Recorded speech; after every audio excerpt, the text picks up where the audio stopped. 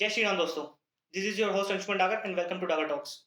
आज का एपिसोड जो है बहुत इंटरेस्टिंग होने वाला है बिकॉज आज हम बात करने वाले एक सुपर नेचुरल इंसिडेंट के बारे में।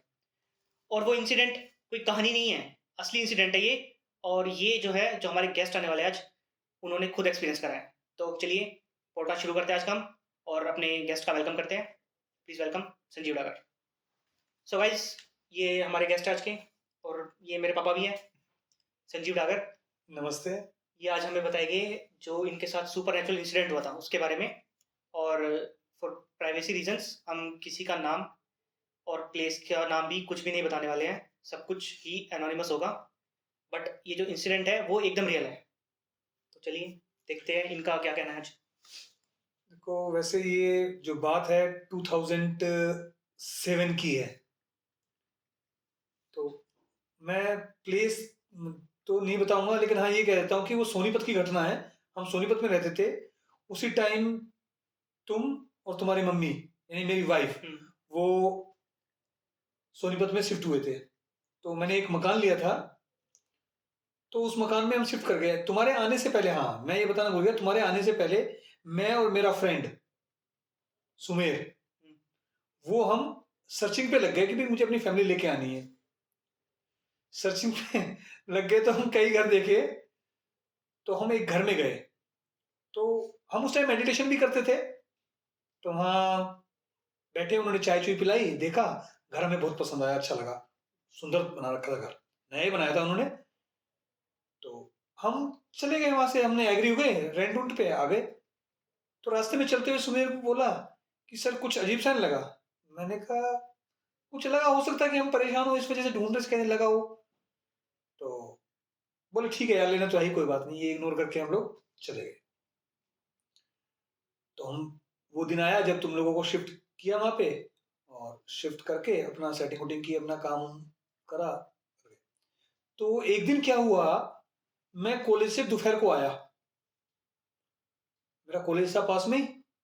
कॉलेज का नाम मैं बता देता हूँ जहाँ मैं काम करता था, बीएम इंजीनियरिंग कॉलेज। तो वहां से दोपहर को आया। उस दिन पता नहीं छुट्टी हुई थी, क्या हुआ था एग्जैक्ट मुझे नहीं मालूम। तो दोपहर को आ गया, गर्मियों का टाइम था। तो मैंने आके, उसने कहा खाना खा लो। मैंने कहा ठीक है खाना खा लेता हूँ। और खाना खा के मैं बोला थोड़ा रेस्ट कर लेते हैं। तो मैं, हमारा लास्ट कमरा था उसमें, दो कमरे थे, एक लॉबी थी और एक ड्राइंग रूम था, और उसके सामने किचन थी। तो हम कॉर्नर वाले रूम में जाके मैं लेट गया। तो मेरी वाइफ वो भी बोली अब मैं भी आराम कर लेती हूँ। तो मैंने कहा लेट जाओ तुम भी। तो हम दोनों लेट गए। अब पता नहीं हम कितनी देर सोए हैं, 15 मिनट सोए हैं, 10 मिनट सोए हैं, आधा घंटा सोए हैं। तुरंत आंख खुली मेरी, हड़बड़ा के उठा। और साथ में उसी टाइम मेरी वाइफ वो भी हड़बड़ा के उठी। मैं घबराया हुआ, बोला क्या हुआ। मैंने कहा एक सपना देखा। बोले मैं भी देख रही थी सपना। बोला क्या देखा आप बताओ। मैंने कहा तू बता पहले। बोले नहीं आप बताओ क्या देखा।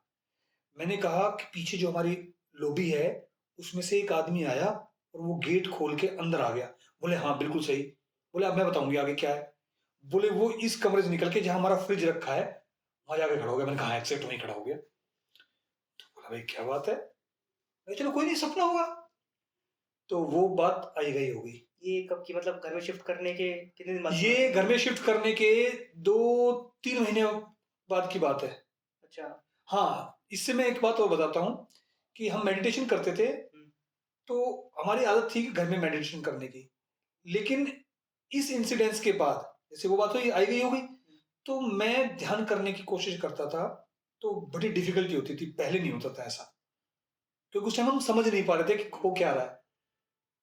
तो एक दिन मेरी वाइफ बोली, मैं बोलता हूँ। मैंने कहा बोलो क्या। कि वो जो आदमी उस दिन अंदर आया था वो गया नहीं है, यही है। मैंने कहा कैसे, अब क्या सपना देख लिया। बोले नहीं सपना नहीं है, वो यहाँ फ्रिज के पास रहता है। मैंने कहा अच्छा। बोले, मैंने इसको कहा बकवास मत कर, तू मजाक मत कर। बोले नहीं सही में वो यहीं रहता है। बोले फिर कैसे डील करती है। बोले जब आप चले जाते हो ना, बच्चे भी स्कूल चले जाते हैं, तो वो फ्रिज से पास आता है जब मैं रसोई में काम कर रही होती हूँ। तो मैंने कहा फिर। बोले कि मैं निशांत को या अंशुमन को आवाज लगा देती हूँ, वो रुक जाता है। मैंने कहा चलो कोई बात नहीं, मैंने इग्नोर किया। मैंने कहा अपना पूजा पाठ करो, ध्यान करो, और हम कोशिश में लगे रहते हैं कि मैं किसी तरह से कंट्रोल में हो जाए। तो मैंने उस टाइम तवज्जो नहीं दी। मेरे को भी फिर बेचैनी रहती थी। तो बेचैनी की से तो मैंने कोशिश की भाई किसी तरह से हैंडल हो जाए, लेकिन ये फ्रीक्वेंसी बढ़ गई। तुम्हारी मम्मी रोज कहने लगी कि मुझे दिक्कत हो रही है, वो रोज का आने लगा। वो फ्रीक्वेंसी 1-2 दिन में होता था पहले, और वो फिर रोज ही ऐसा करने लगा। तो एक दिन मैं कॉलेज में था, इसने मुझे बुलाया और बोले कि मेरी तबीयत खराब है। मैंने कहा क्या तबीयत खराब है? बोले मेरे हाथ पैरों में दर्द है। मैंने कहा अच्छा, तो मुझे डॉक्टर के लिए चलो। मैंने कहा चलो भाई। डॉक्टर के लेने के लिए हम बाहर चले और मोटरसाइकिल बैठे। जैसे ही मोड़ पहुंची, बोले देखो कुछ मत कहना मुझे। बोले क्या? मेरे को फील नहीं हो रहा कुछ भी, दर्द उर्द कुछ नहीं हो रहा। मैंने कहा तेरा हो गया दिमाग खराब, पागल बना रही है। बोले नहीं। तो हम वापस ले आए।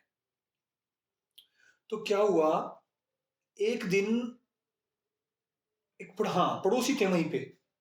तो उनके यहाँ कोई शादी उदी हुई होगी कुछ दिन पहले। तो उन्होंने क्या कहा कि उन्होंने बुलाया हमें, सॉरी, उसने बुलाया और तुम्हारी मम्मी भी, मैं भी चला गया। तो तुम्हारी मम्मी ने कुछ जिक्र किया इस इंसिडेंट के बारे में, हाँ, ऐसे कोई दिखता है। बोले मुझे ऐसे ऐसे दिक्कत होती है। हम्म, तो अब हम, तुम्हारी मम्मी ने वो स्ट्रक्चर बताया। कोई एल्बम थी, शादी शुदी की होगी कुछ। हम्म, तो वो फोटो वोटो जैसे देखे, अच्छा, तो उसमें वो पहले का फोटो था। बोला ये आदमी कौन है? बोला ये तो वही है जिनके मकान में तुम रहते हो। बोले कैसे? कहते यही तो दिखाई देता है। बोला, वो शौक हो गई। अब ये बात पता लगने के बाद तो उन्होंने बताया कि भाई ऐसे ऐसे था, वो नया मकान बनाया था और उसकी डेथ हो गई। इन्होंने जो हवन पूजा पाठ कराने थे, वो घर में ना करा के सड़क पे कराए कि नया घर बना था, गंदा ना हो जाए।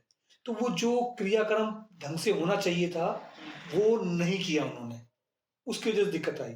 अब हुआ क्या, उन्होंने भी कहा, सलाह दी कि भाई घर खाली कर दो, लेकिन मैं मूड में नहीं था घर खाली करने के। तो रोज तुम्हारी मम्मी मुझसे कहती अब भाई ये चेंज कर लो, चेंज कर लो। मैंने कहा ना, हम चेंज नहीं करेंगे। तो कितना टाइम हो गया था इस बात को? इस इंसिडेंट के बाद 2 महीने में बीत चुके थे अच्छा, लगभग। तो वो क्या हुआ, एक दिन दिक्कत हो गई ने, तो इसने, मैंने सुनी नहीं तेरी मम्मी की। तो इन्हें लगा कुछ तो करना पड़ेगा। इसने अपनी सास को यानी मेरी माँ को फोन कर दिया कि ऐसे ऐसे तबीयत अच्छा, खराब है, उनको बुला लिया। वो आ गई, मैं अपना कॉलेज में था। तो कॉलेज में था तो उस दिन क्या हुआ, आने के मम्मी के 2 दिन बाद इन्होंने बताई। मम्मी मुझसे कहती कर ले, मैंने कहा नहीं। तो एक दिन अचानक मेरे पास कॉलेज में इंफॉर्मेशन आई, फोन आया, कहा कि आजा, ये मरने वाली है, रखी गया, ये हालत हो रही है। मम्मी, हाँ। मैंने कहा ऐसा क्या हो गया? बोला तुझे नहीं दिखाना कुछ भी। मैं आया जब छुट्टी लेके हाफ डे, तो वास्तव में देखा कि इनकी बुरी हालत हो रही है, परेशान हो रही है, हाथ पैरों में बुरा हाल हो रहा है, इनका दर्द हो रहा है। वही काम, फिर मैंने कहा चलो डॉक्टर को दिखाते हैं। मम्मी बोली डॉक्टर की जरूरत नहीं है। मैंने कहा नहीं, डॉक्टर की दिखाना है। तो मैं लेके इन्हें चल दिया मोटरसाइकिल पे। मोटरसाइकिल पे बाहर निकलते फिर ये बोली कि मेरे से कुछ मत कहना, डॉक्टर को मैं क्या बताऊंगी, मेरे कुछ नहीं है इस टाइम। फिर से कोई बात? तो अब मुझे सोचने में मजबूर होना पड़ा।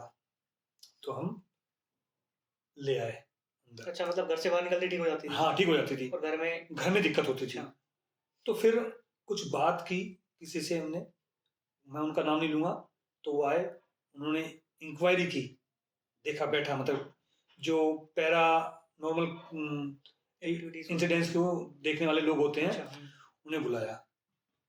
तो उसने देखा यहाँ एक नहीं 2 आदमी हैं। दो, 2 हैं, वो अकेला नहीं था, दूसरा और आ गया था साथ में। अच्छा, तो ये बात हुई, हमने देखा, फिर बोला खाली करना पड़ेगा। मैं फिर भी मूड में था नहीं कि खाली इसको मतलब फाइट करेंगे। तो मैं कॉलेज चला गया। 2 एक दिन उन्होंने क्या किया, तेरी मम्मी ने, और तुम भी वही थे, तेरी दादी ने अपने आप ही मेरे से पीछे ढूंढ ढांड के शाम को सामान शिफ्टिंग कर ली मकान की। मैं आया, हैरान हुआ। तो मैंने कहा ये तो गलत हो गया, ऐसे ऐसे है, वो क्या कहेंगे? तो ये बोलेगी कहेंगे क्या, ये मर जाएगी तब जाओगे यहाँ से। तो हमने वो शिफ्ट कर दिया और तुरंत हमने फोन कर दिया उसी रात को। वो रात को जो माँ बेटे दोनों आए। तो आके उसकी मम्मी, जो मकान मालिक था, उसकी वाइफ, वो हम पे चिल्लाने लगी, अब तुमने ये क्या ऐसे बिना बताए खाली कर दिया, ये है वो है। तो मैं भी गुस्से में आ गया। मैंने कहा, जी ऐसा है, बच्चे नहीं मारने मुझे यहाँ पे। मैंने किस लिए लिया था? आपने बताया था कैसी कंडीशन है घर में। तो उसका बेटा भी फिर मेरे सपोर्ट में आ गया। बोला, माँ जी ये फैमिली के लिए है, अपने उनको सेफ्टी चाहिए। आपने गलत किया, ऐसा नहीं बताना, मतलब आपको बताना चाहिए था क्या दिक्कत है क्या नहीं है। तो हम लोगों ने शिफ्ट कर लिया। उसके बाद भी क्या होता था कि अगर तुम्हारी मम्मी कई महीने तक उस रास्ते से निकलती थी ना, तो इनको फील होता था, तो हमने वो छोड़ दिया। फिर बाद में पता लगा कि उनकी बेटी के साथ भी वो, मतलब उनको दिखता था, परेशान करता था। घर वालों को खुद उनकी, हाँ, उनकी बेटी को, जो कि सोनीपत में ही रहती थी। और फाइनली वो तब फ्री हुए जब वो अपनी बेटी को भी ले गए, यानी उनकी बेटी की अच्छा। डेथ हो चुकी है। तो ये एक रियल घटना है जिसको हमने घर में खुद फील किया। तो उन्होंने फिर हवन वगैरह कराया या हाँ, घर में नहीं? ये सही है।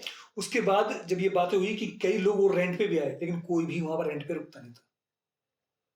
तो फिर लोगों ने सलाह दी या उन्होंने पूछा, तो उन्होंने घर पे हवन कराया, घर का शुद्धिकरण कराया अच्छी तरह से। अब जब जाके वहां पे थोड़ा नॉर्मल हुआ है। सब खुद ही रहते हो घर में? हाँ, खुद ही रहती हैं वो। अब तो लेडीज, पता नहीं, मैं बहुत दिन से गया नहीं कि वो जीवित भी है या नहीं है, मुझे नहीं मालूम। लेकिन मानने वाले के लिए है ये चीज, जो फील करता है वही बता सकता है, अदरवाइज नहीं बताता कोई भी इस तरह से। ये चीज थी।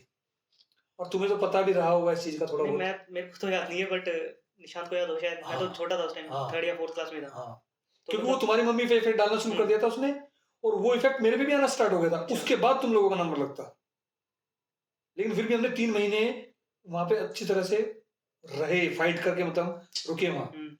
इसीलिए वहां पे ध्यान नहीं लगता था ढंग से। कोशिश करते थे हम कि वो किस तरह से हो जाए, लेकिन हाँ, फर्क था। हम इसी वजह से इतना टिक पाए, अदरवाइज टिकना मुश्किल हो जाता वहां पे।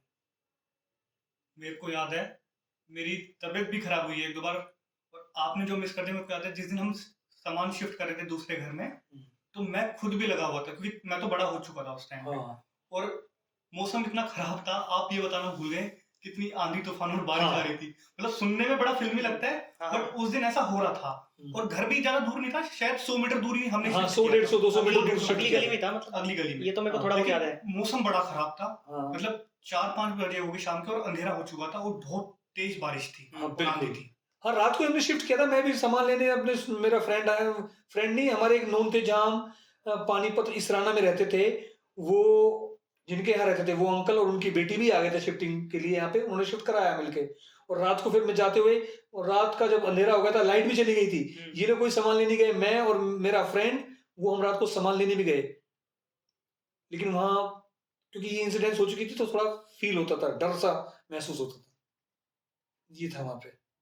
ऐसी घटना तो ये है मेरे खुद के साथ, बचपन में मेरे साथ खुद की घटना घटी हुई है। वो मैं किसी दिन किसी और एपिसोड में बताऊंगा कि वही क्या हुआ था। वो भी रियल है। वो सब मेरे बचपन की सबसे पहली इंसिडेंस है जो मेरे साथ घटी थी। तो उसको मैं किसी और एपिसोड में बताऊंगा। ये वाले भी जो आपने अभी बताई, ये भी मेरे को ढंग से याद नहीं थी कि मैं तो छोटा था। बस मेरे को ये तो याद है कि हाँ भाई, घर कैसा था। जो अब आप बता रहे हो, तो अब दिमाग में चल रहा है कि कैसे हुआ होगा सारा का सारा। सो गाइस, आपने इंसिडेंट सुनाए, रियल था। और मैं तो बहुत खुश हूँ कि मैं उस टाइम छोटा था, क्योंकि अभी सुन के ही बड़ा अजीब लग रहा है कि मैं भी वहाँ पे था उस टाइम पे, पर मेरे साथ ऐसा कुछ हुआ नहीं था। अगर होता तो सही में मतलब बुरा हो जाता मेरा भी, और भाई का तो शायद हुआ भी हो। बट ये अभी सुन के भी अजीब सा लग रहा है, उस टाइम तो बिल्कुल फट जाती बुरा हो जाता बिल्कुल सही में। बट ठीक है, जो भी हुआ सही होता है। इंसिडेंट भी सुन के मज़ा आया हमें। बाकी आप लोग भी बताओ कमेंट करके कि आपको कैसा लगा इंसिडेंट। अगर आपकी खुद की भी कोई स्टोरी हो और आपको शेयर करनी हो, तो you are welcome in this podcast. And thank you everyone. Please consider liking, sharing and subscribing. जय श्री राम।